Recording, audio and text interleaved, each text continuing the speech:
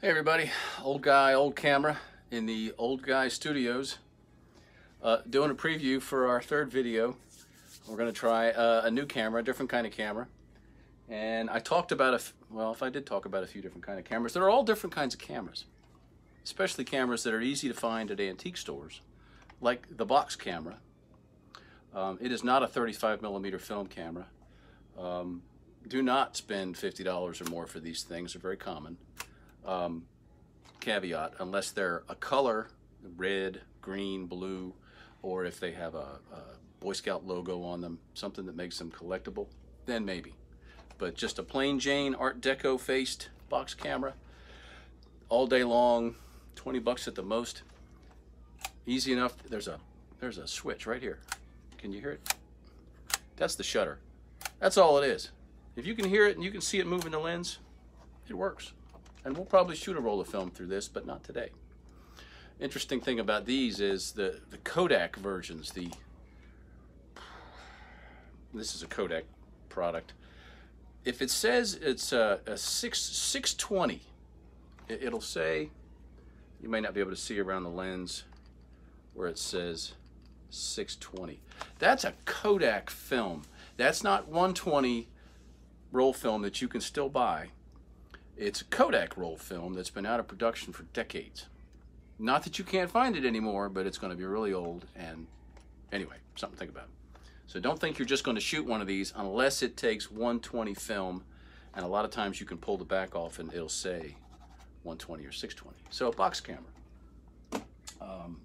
I mentioned during the other video with the Agfa camera about a rangefinder, and I talked about the two windows. Well, there's the main window, but do you see the little square right there? That's the second window that gives you that ghost image when you're looking in here that you're trying to line up so that you know you're focused. And this is a neat little Yashica I have used before, and we will shoot this one day. Then there are these cool things. Twin lens reflex.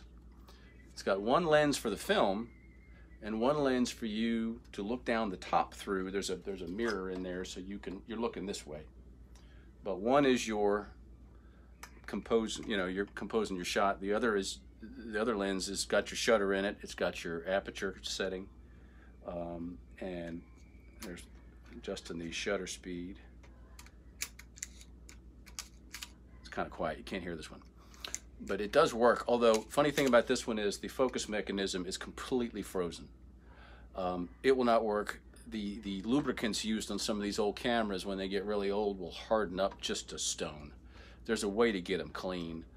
This isn't a camera repair video. I've done it once or twice with a little bit of success. Lighter fluid. Never mind. But even though this thing is frozen at about 10 feet, it's clean and beautiful otherwise, I'm going to use this camera. This is a 120 roll film camera.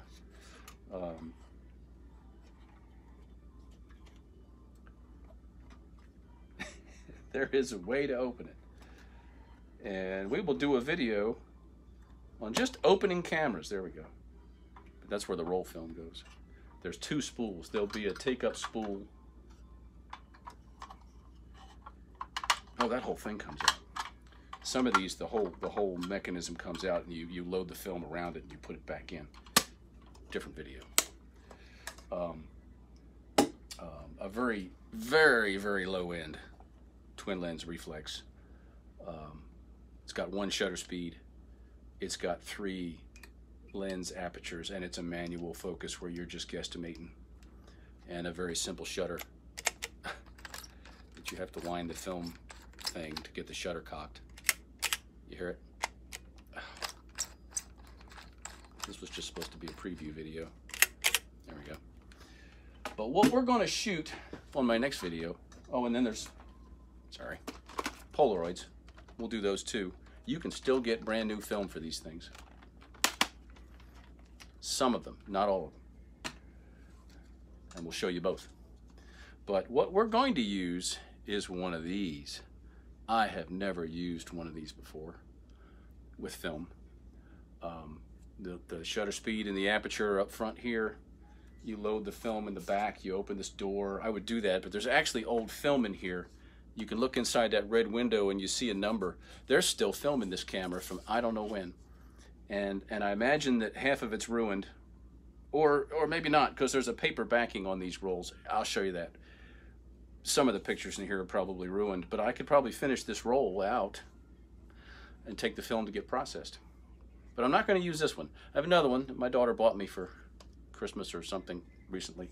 It's a real nice, clean folder like this.